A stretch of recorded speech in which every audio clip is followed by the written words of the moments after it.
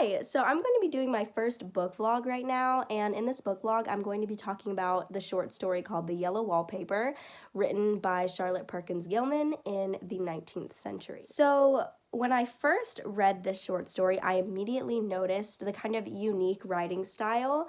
The contents of this short story are the thoughts from the narrator's mind, kind of in the form of journal entries. And so they're her journal entries during the summer and for however long they stay at this house. So the setting, like I said, summer vacation, she and her husband and their housekeeper and kind of nurse, Jenny, are all at this house that is seemingly rented, and it's just this aristocratic, like, estate. And it's grand, and the story begins with the narrator marveling at the house. She describes it in romantic ways, but then she soon says that there is something queer about the house. She notices that it has been vacant for a very long time, and she is kind of feeling uncomfortable with a lot of the designing elements of the house, a lot of the decor, and a lot of just pretty much the way the house is and its details and its character. So the narrator, who is never named, begins talking to her journal about her mental illness, which she describes as nervous depression. And she begins complaining that her husband, John, belittles her for having a mental illness and belittles the mental illness in general.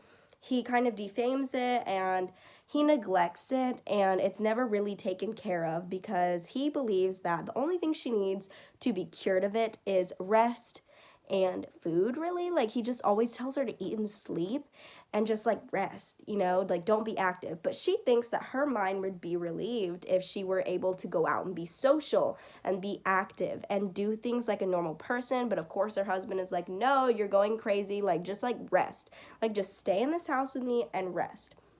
And so adding on to that, her husband doesn't allow her to do things that she wants to do. She's not allowed freedom to even write in her journal or draw or paint or anything like that. And she's kind of just trapped in one room, allowed to eat and sleep. Not the best life, you know what I'm saying? But she's like, I want to do these things. He's just not allowing me to. So because she is feeling trapped, she becomes fixated upon the details about the house that she dislikes the most. So she doesn't like the rings on the wall or the bars on the windows, but most of all, she hates the wallpaper in the bedroom she's staying in. It's yellow, and she says it's formless, and she says it's plain, and she just doesn't like it. And she eventually starts seeing faces and like women in the walls. It's like this really crazy, like spooky thing, really. But anyway, yeah, so she hates the wallpaper, and she doesn't like that the room used to be a nursery. She doesn't like that the house has been empty for so long. And she tells her husband, dude, I really hate the wallpaper. Like, I hate it. I think it's ugly. I think it's disgusting. I think it's revolting. And he's like, okay, well, I could get rid of the wallpaper, but I'd be giving into your fixation on it. I'd be giving into your mental illness. And it's not real. Like, you can overcome it. Just eat and sleep. And so she's like, okay, whatever. And he's like, but don't write in your journal. So she starts hiding her journal. She starts like going crazy about the wallpaper because she's trapped in one place. And so she writes in her journal when she can. And her mental illness gets so bad that her husband is like, okay, well, I'm going to send you to the psychiatrist. And the psychiatrist in the story is named Wire Mitchell, something like that. And anyway, he's actually a real-life psychiatrist, or he was, and Charlotte Perkins Gilman, the short story's author, was actually, like, sent to him before, or she went to him or something like that, and she actually had a nervous breakdown while being treated by him. So in the story, Gilman kind of made this internal fear of him for the narrator, and the narrator is like, absolutely not, I'm not going to see this man. So she starts pretending like her mental illness is getting better because her husband's like, well, if you don't get better, I'm gonna send you to this man. And of course the narrator, not wanting to go to him, is like, okay, I'm gonna like just obey John's wishes. I'm gonna like act accordingly. And so John believes she's getting better when really she's getting worse because she's even more trapped now. So she wasn't sleeping through the night. She started tearing at the wallpaper. Eventually, she started biting at the wallpaper because she was seeing things in the wallpaper, like a woman creeping. And so she thought she saw the woman outside of the window, too. And so she was just going crazy in this room. And eventually, John sees her and the mess she's made with the yellow wallpaper. And he's like, oh, my God. And he faints. And she's like, well, now I have to creep over this fainted body every time I go in here. You know what I'm saying? And so that's pretty much the plot.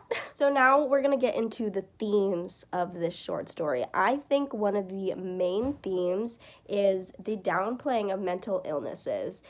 So this was made in the 19th century, and back then mental illnesses were never really taken seriously, and that's why John did not really take his wife's mental illness seriously. But nowadays, in modern times, in the 21st century, people are starting to look out for their friends, their acquaintances, and even strangers, and make sure everyone's mental health is okay, because mental health is just as important as physical health. You need it to function just like you need physical health to function. And so people are starting to realize that, and in the 19th century that just wasn't a thing. So I think that's one of the biggest messages in this short story. Okay, and in the Yellow Wallpaper, the narrator does narrate the entire thing, but her name is never mentioned. She's referred to as Honey and Darling and Sweetheart, I think. But I think one of the things, or at least in my interpretation, that caused Gilman to not really name the narrator is that sense of anonymity for the narrator is something that really stands out to me, because it's well, it's not just one person. This could be anyone. And also there's an element of maybe the narrator would be embarrassed if we let her know what her name was. Or also you could think about it, what if she doesn't even know her name? What if they didn't even name her? I don't know. And then another really prevalent theme in this short story, I think, is just the difference between men and women. So the gender divide in the 19th century, and just really centuries prior to the 21st. I mean, nowadays it's pretty obvious, don't disrespect women. You need to respect women just like women respect men, you know what I'm saying? And in the 19th century, that just wasn't a thing. The husbands and marriages were always I'm superior, sorry. And the wives were well, I don't think so, but, I just have to go with it because that's just how it is. And that's just how society was. So that's one of the things that really caused him to be okay, you're a woman. Your mental illness is that you're a woman. It's not my fault. You're going crazy because you're a woman and you just hate being a woman. I'd be sad too. And that's John's attitude, and he's really annoying about that. But I understand, I guess, because society in the 19th century was like that. So in my opinion, this short story was really well done. I think the way I described it, there wasn't a lot of built up tension and suspense, but during my readings of it, I was really, really excited to keep reading it and find out what happened in the end. And I think the ending was very kind of mysterious, and it just was kind of open-ended. And honestly, I'm glad John fainted at the end. Good for him. You need to be quiet for a little bit, you know what I'm saying? You kept your wife quiet, so you should be quiet now. But anyway, Charlotte Perkins Gilman did a really good job addressing, the gender division and the importance of mental health, and just feminism too, respect women, or else she's gonna go crazy, because as she should, you know what I'm saying? But yeah, thanks for watching my book vlog.